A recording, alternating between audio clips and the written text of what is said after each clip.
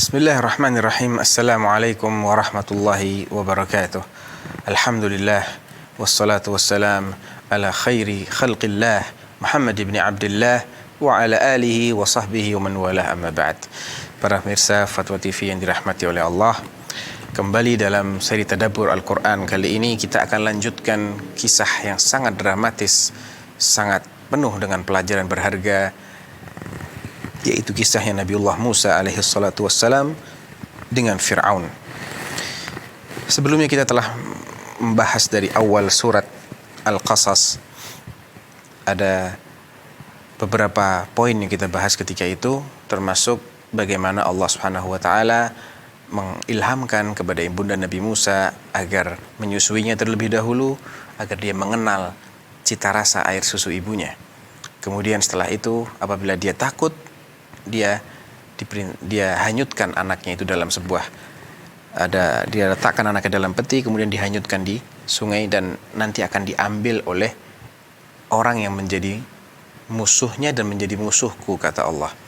Singkat cerita, Musa alaihissalatu wassalam kemudian diambil oleh keluarga Fir'aun dan dibawa ke istana. Subhanallah. Bayi yang tadinya berada di sebuah tempat yang setiap saat dapat ditangkap, dan apabila ditangkap maka nasibnya akan berakhir pada eksekusi, dipindahkan oleh Allah Subhanahu wa taala ke tempat yang paling aman di seantero Mesir. Tidak ada tempat yang paling aman bagi bayi laki-laki Bani Israel kecuali di istananya Fir'aun.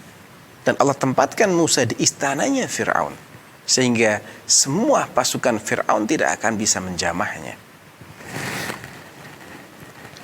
Allah kisahkan bahwa sang ibu ini, setelah dia melepaskan anaknya, naluri keibuannya mulai kembali. Wa asbaha fuadu ummi Musa farigha. Artinya, hati sanubari ibunda Nabi Musa ini menjadi kosong, hampa. Tidak ada yang dia fikirkan kecuali putranya. Siang malam dia hanya memikirkan putranya. Artinya kosong dari pikiran-pikiran yang lain dan hanya diisi oleh bagaimana nasib bayiku. Wa asbaha fuadu ummi Musa farigha in kadat latubdi bihi. Hampir-hampir saja dia menceritakan rahasia besarnya ini, bahwasanya dia yang menghanyutkan seorang bayi dalam peti yang kemudian diambil oleh keluarga Fir'aun itu. Dan kalau sampai si ibu ini menceritakan hal itu, maka akan terungkaplah siapa jati diri Musa itu sebenarnya. Dan tentunya Fir'aun akan menghabisi Musa itu seketika. Akan tetapi Allah tahan. Laula an rabatna ala qalbiha. Andai saja kami tidak kuatkan hatinya, tidak sabarkan dia, niscaya dia akan bongkar, dia akan cerita apa yang baru saja dia lakukan. In kanat tubdi bihi laula arrabatna ala qalbiha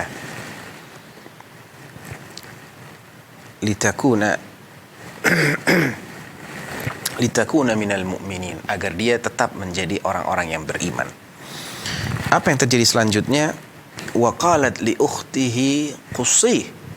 Sang ibu berpesan kepada anak perempuannya. Jadi Nabiullah Musa bukanlah anak nomor satu, akan tapi dia memiliki saudari perempuan yang lebih tua, jauh lebih tua darinya. Karena saudarinya ini sudah bisa disuruh keluar rumah, dia perintahkan anaknya yang perempuan ini, qussih, ikuti jejaknya, cari-cari berita tentang adikmu ini. Wa qalat li ukhtihi qussi fa basurat bihi an junubin.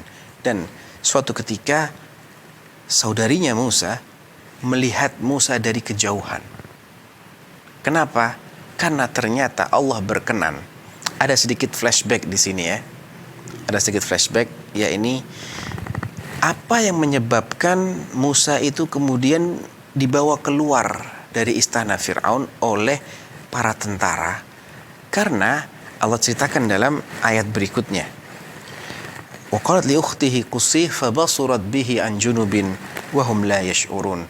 Dia melihat Musa dari kejauhan, dan para tentara yang membawa Musa kecil ini, Musa bayi ini, tidak menyadari bahwasanya mereka sedang diawasi. Wa hum la yash'urun. Wa harramna 'alaihi al-maradhi'a min qabl. Inilah alasan mengapa Musa dibawa keluar ke istana. Harramna 'alaihi al-maradhi'a min qabl. Kami larang atau kami halangi semua perempuan untuk bisa menyusui Musa. Setiap kali, tentunya seorang bayi, tidak lama dia akan menangis minta air susu. Begitu dia ditemukan oleh Fir'aun, dipelihara oleh keluarga Fir'aun, dia pun menangis bagaimana bayi-bayi lainnya, minta susu. Dicoba seseorang untuk menyusuinya, tidak ada yang bisa menyusuinya. Tidak mau mengulum kecuali air susu ibunya. Semua orang yang berusaha, semua wanita menyusui yang berusaha untuk menyusui Fir'aun, tidak ada yang berhasil menyusuinya. Dan setiap wanita menyusui yang berusaha menyusui Musa, tidak ada yang berhasil menyusuinya. Dan dia terus menangis, meraung-raung. Dan Fir'aun pun sekarang berbalik, panik, memikirkan bagaimana dia harus selamatkan bayi ini. Subhanallah. Orang yang tadi memikirkan bagaimana agar semua bayi Bani Israel itu harus dibunuh, sekarang berbalik, memikirkan bagaimana bayi satu ini harus selamat. Wa harramna 'alaihi al-maradhi'a min qabl. Oleh karena itu dia pun keluar, dia bingung. Siapa yang bisa menyusui sebelum anak ini mati? Dibuatlah pengumuman, siapa yang bisa mengasuh anak ini? Siapa yang bisa mengasuh anak ini? Maka ketika saudari Fir'aun ini mendengar, saudarinya Musa ini mendengar pengumuman tersebut, dia pun mengatakan dengan bahasa yang sangat diplomatis, sangat lihai. Apa kata ibunda, apa kata saudarinya Nabi Musa? Kalau dia katakan, saya akan tunjukkan dia kepada ibunya, maka akan terbongkarlah rahasianya. Namun dia tidak bilang seperti itu. Faqalat hal adullukum ala ahli baitin. Maukah kalian, wahai para pasukan, para tentara yang kebingungan mencarikan orang yang bisa mengasuh anak ini, maukah kalian saya tunjukkan kepada sebuah keluarga? Dia juga tidak mengatakan keluarga saya, tidak. Sebuah keluarga. Yakfulunahu lakum. Keluarga ini akan menjadi pengasuh anak ini untuk kalian. Mereka tidak sukarela. Mereka berbuat, kalian bayar mereka. Mereka siap mengasuh anak ini untuk kalian. Yakfulunahu lakum wa hum lahu nasihun. Dan mereka adalah keluarga yang benar-benar tulus dalam mengasuh anak ini. Maka Allah akhirnya realisasikan janjinya kepada ibunda Musa melalui ilham tadi, inna radduhu ilaik. Kami benar-benar akan mengembalikannya kepadamu. Kamu tidak usah khawatir, tidak usah panik, tidak usah sedih. Hal adullukum ala ahli baitin. Maukah kalian aku tunjukkan? Dia menawarkan bantuan. Dia tidak merasa sok tahu. Untuk menutupi adanya skenario di balik ini, sang gadis kecil ini bermain sangat lihai. Hal adullukum ala ahli baitin. Sebuah keluarga. Tidak disebut keluarga siapa namanya, apa hubungannya dengan dia. Tidak. Ism nakirah, ahli baitin. Yakfulunahu lakum wa hum lahu nasihun. Tentunya mereka menjawab, itulah yang mereka cari selama ini. Tanpa basa-basi mereka pun serahkan. Dan akhirnya Musa kembali kepada ibunya dengan nafkah yang ditanggung oleh Fir'aun. Air susu ibu ini tidak ada satu tetes pun yang dihisap oleh Musa, kecuali dia mendapatkan dua hal sekaligus di sini. Mendapatkan pahala dari Allah dan mendapatkan ujrah, bayaran dari Fir'aun. Faradadnahu ila ummih. Maka kami benar-benar kembalikan dia kepada ibundanya. Kay taqarra 'ainuha wa la tahzan, agar kedua bola matanya, biji matanya kembali bersinar, menunjukkan rasa bahagia, dan dia tidak terus-menerus dalam kesedihannya. Karena subhanallah, mungkin ketika seorang wanita ini terus-menerus dalam kesedihan, boleh jadi air susunya akan mengering, ya, dan akan berakibat tidak baik pada dirinya. Kay taqarra 'ainuha wa la tahzan wa li ta'lama anna wa'dallahi haqq, dan supaya dia menjadi yakin, menyadari si ibunda ini bahwa janji Allah itu hak, pasti Allah akan kabulkan. Bukankah Allah telah berjanji saat dia diberi ilham untuk menghanyutkan putranya di sungai, bahwasanya Allah akan kembalikan? Maka saat ini Allah penuhi janjinya. Walakinna aktsarahum la ya'lamun, akan tapi kebanyakan manusia tidak memahami, tidak mengetahui bahwasanya janji Allah itu benar. Makanya mereka lebih percaya kepada janjinya musuh Allah. Mereka lebih percaya kepada janjinya iblis daripada kepada janji Allah. Oleh karena itu iblis pada hari kiamat nanti akan membalas orang-orang yang selama di dunia menjadi pengikut-pengikut setianya. Apa kata iblis? Wa qala asyaitanu lamma qudiyal amr, dan berkatalah syaitan itu ketika segalanya telah diputuskan oleh Allah. Ahlun nar semua telah masuk ke dalam neraka. Ahlul jannah telah masuk ke dalam jannah. Iblis dan para pengikut setia di dunia telah masuk ke dalam neraka. Apa kata syaitan? Innallaha wa'adakum wa'dal haq. Sesungguhnya dahulu Allah Subhanahu wa taala telah menjanjikan bagi kalian janji yang benar yang Allah pasti akan penuhi. Wa wa'adtukum fa akhlaftukum. Dan aku pun menjanjikan kepada kalian, tapi aku ingkari janjiku. Kalian sudah tahu aku ini tukang ingkar janji. Tapi kenapa justru kalian lebih tergiur dengan janjiku daripada janjinya Allah Subhanahu wa taala? Fala talumuni.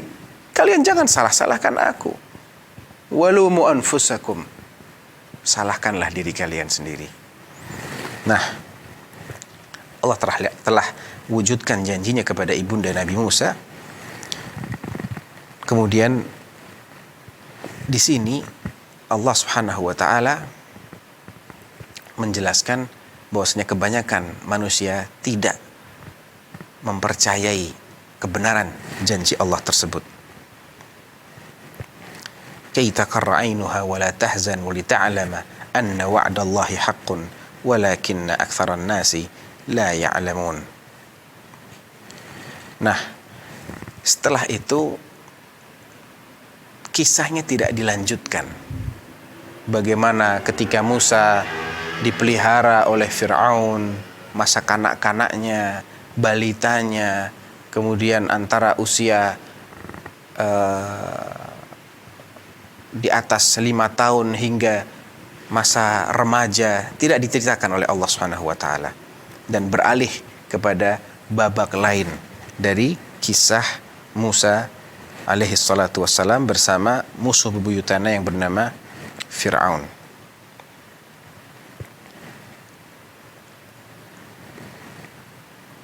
Nah, di sini ada beberapa pelajaran dari penggalan pertama kisah Fir'aun dan Musa dan juga ibundanya dan juga saudarinya ini. Ada banyak pelajaran yang kita bisa petik para pemirsa sekalian. Yang pertama, atau faedah-faedah dari kisah ini, yang pertama adalah bahwasanya ibunda Nabiullah Musa ini bukanlah seorang nabi, bukanlah seorang rasul, dan wahyu yang Allah berikan hanyalah ilham. Yang kedua, dalam rangka menggali detil-detil kisah Nabi Musa atau nabi-nabi yang lain, hendaknya kita mencukupkan dengan Al-Quran dan dengan hadis-hadis yang valid saja, hadis-hadis yang sahih. Kenapa? Karena Allah Subhanahu wa taala mengatakan natlu 'alaika min naba'i Musa wa Fir'auna bil haqq. Dan yang namanya al-haq tidak bisa kita pastikan itu sebagai al-haq kecuali kalau sumbernya Allah atau sumbernya melalui Rasulullah sallallahu alaihi wasallam.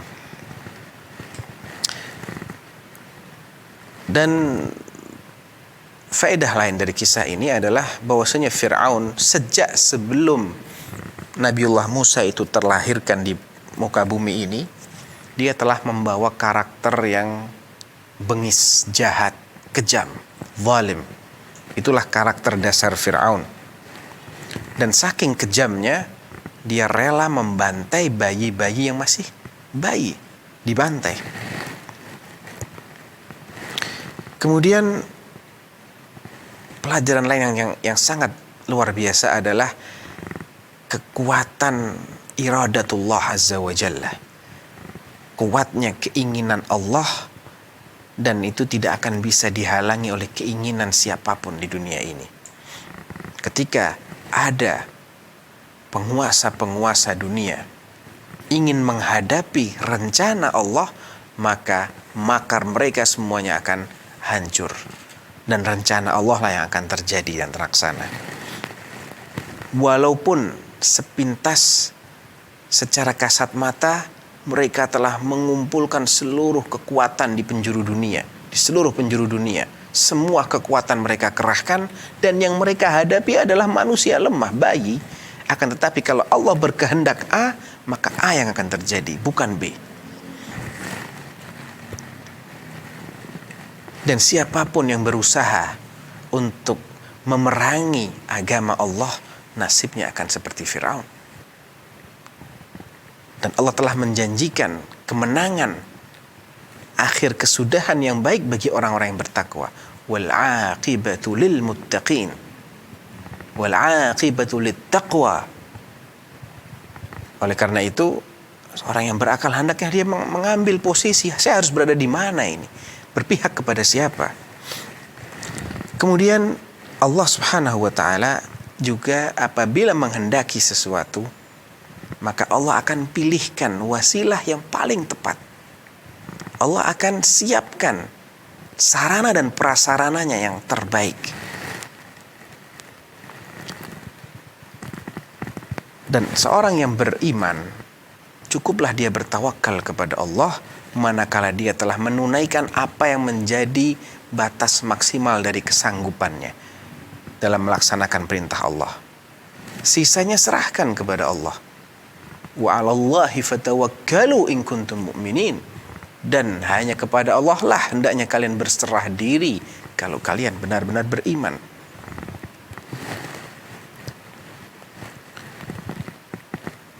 Adapun sebab-sebab materi, ya, upaya-upaya, usaha-usaha, ini hanyalah sebab, namun hasil yang menentukan adalah Allah Subhanahu wa taala. Sebab perlu diupayakan, akan tetapi tumpuan harapan tidak boleh kepada sebab. Tumpuan harapan atau tawakal hanya boleh kepada Allah Subhanahu wa taala. Sebagaimana tidak dibenarkan seseorang hanya bertawakal tanpa mengupayakan suatu apa-apa. Dia harus bertawakal setelah dia berupaya terlebih dahulu. Setiap upaya yang itu hukumnya mubah, masyru', dia harus upayakan. Barulah setelah itu dia bertawakal kepada Allah Subhanahu wa taala. Dan apapun kajian, rencana, siasat, strategi yang telah disiapkan oleh manusia, kalau ternyata Allah belum menghendaki, maka semuanya akan pupus, semuanya akan luluh lantak, tidak akan ada gunanya sedikit pun. Kemudian boleh jadi manusia ini tidak mampu, walaupun mereka bersatu padu untuk melindungi seseorang. Mereka telah kumpulkan, kerahkan berbagai macam kekuatan, kemampuan, belum tentu mereka mampu melindungi seseorang. Akan tetapi kalau Allah Subhanahu wa taala telah melindungi seseorang, maka orang ini akan terjaga dan terpelihara dengan sendirinya, dan dia akan terselamatkan walaupun orang seluruh dunia berusaha mencelakakannya. Dan ini bisa kita ilhami dari kisahnya Fir'aun, bagaimana Allah melindungi bayi yang sangat lemah, tidak punya pelindung seorang pun. Dan bagaimana Allah selamatkan dia dari kejaran bala tentaranya Fir'aun di negeri yang di situ Fir'aun berkuasa dan mata-matanya tersebar kemana-mana.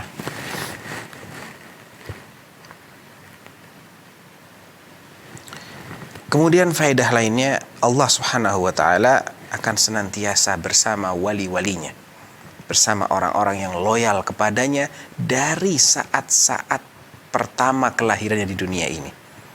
Sebagaimana Allah senantiasa mengawasi dan menjaga Nabiullah Musa alaihissalatu wassalam sejak dia masih dalam buayan. Allah akan mudahkan urusan-urusannya. Allah akan siapkan baginya tempat yang aman, air susu ibunya, dan semua kebutuhannya akan Allah jamin.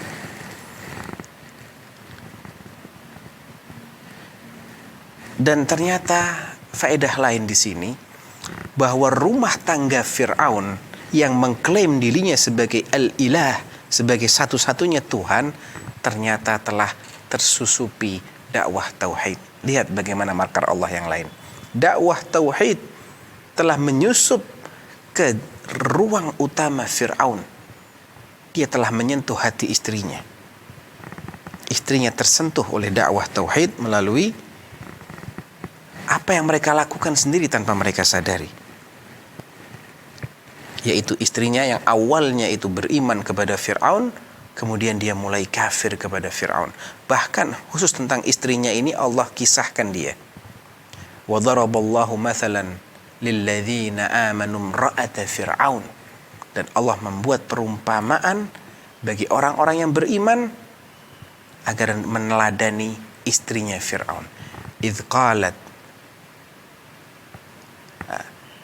wa daraballahu mathalan lilladzina amanu imra'ata Fir'aun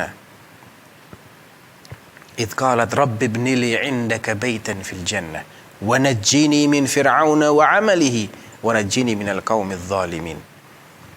Ya Allah, bangunkan untukku sebuah rumah di sisimu di jannah, dan selamatkan aku dari Fir'aun dan amal perbuatannya, dan selamatkan aku dari orang-orang yang zalim secara umum.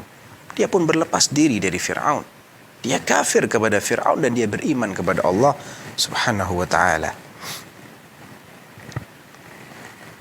Dan Allah Subhanahu wa Ta'ala dalam pelajaran yang berikutnya membuat makar yang luar biasa dalam rangka menghadapi makarnya Fir'aun ini,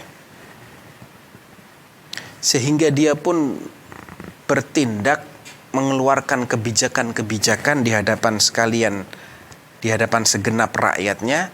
Kebijakan ini menunjukkan betapa lengahnya dia, ya, melakukan langkah-langkah yang konyol, langkah-langkah yang justru mempermalukan dirinya di hadapan warganya.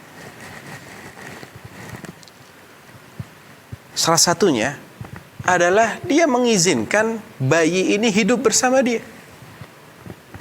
Bayi ini hidup bersamanya, besar di istananya. Kemudian dia sendiri harus mengurusi nasib si bayi ini, harus membiayai segala kebutuhannya. Dan ini semua ujung-ujungnya Fir'aun akan binasa di tangannya Musa. Lihat bagaimana Allah membuat skenario dan merencanakan itu semua. Luar biasa. Pelajaran berikutnya para pemirsa yang dirahmati oleh Allah adalah bahwasanya Allah Subhanahu wa Ta'ala akan memberikan ganti bagi hambanya yang saleh apa yang pernah Allah ambil darinya. Ibunda Musa awalnya harus rela berpisah dengan bayi semata wayangnya, atau bukan bayi semata wayang, anak kesayangannya. Dia harus hanyutkan, tapi Allah ganti, Allah kembalikan dengan yang lebih baik. Dikembalikan dengan perasaan aman dan dengan pembiayaan dari Fir'aun.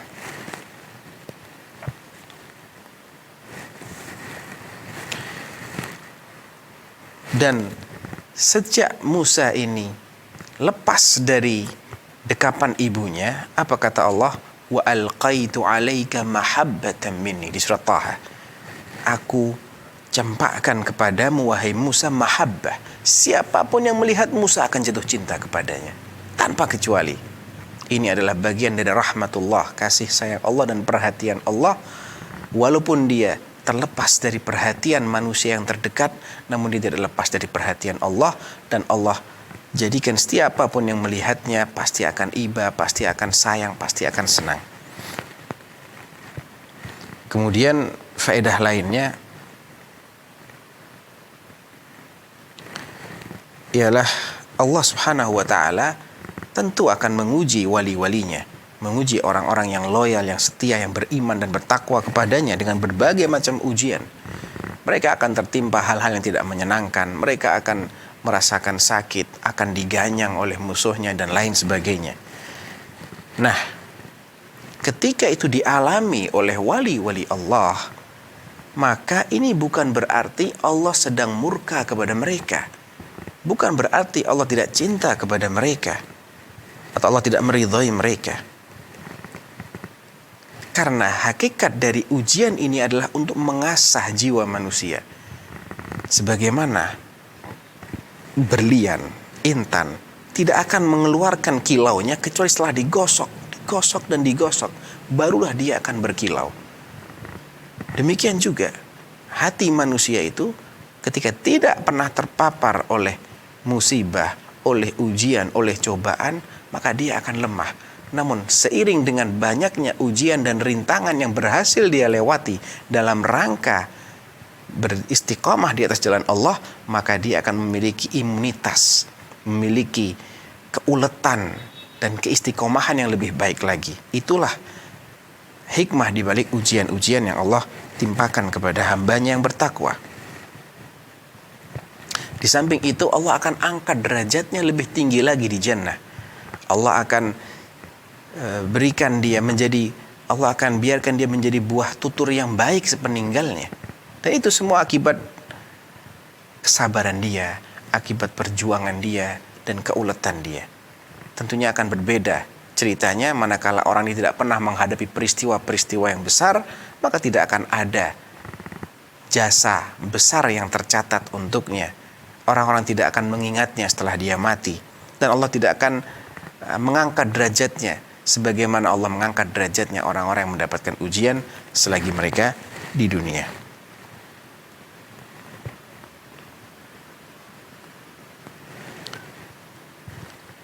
Di balik kisah Musa yang ketika itu adalah bayi yang sangat membutuhkan air susu, namun tidak ditakdirkan oleh Allah tidak bisa menyusu dan tidak mau menelan air susu wanita manapun ketika itu. Mukjizat ini adalah bantahan telak bagi kaum ateis yang mereka mengatakan bahwa segala sesuatu ini tidak diciptakan oleh Sang Pencipta, akan tetapi terjadi begitu saja tanpa ada skenario, tanpa ada yang mengatur. Ini adalah bantahan telak bagi mereka, karena tidak mungkin seandainya itu benar seperti itu, tidak mungkin bayi ini akan menolak air susu. Bukankah kita melihat anak kecil akan memasukkan apa saja ke dalam mulutnya? Bagaimana dengan air susu yang merupakan makanan pokoknya dia? Jelaslah ini merupakan mukjizat bahwa Allah lah yang merencanakan seperti itu, Allah lah yang mengatur itu semua. Dan tentunya masih banyak lagi pelajaran-pelajaran yang bisa kita ambil dari kisah ini. Insya Allah kita akan lanjutkan dalam seri-seri yang berikutnya. Mudah-mudahan bermanfaat. Wallahu ta'ala a'lam. Wa sallallahu ala nabiyyina Muhammadin wa ala alihi wa sahbihi wa sallam. Wassalamualaikum warahmatullahi wabarakatuh.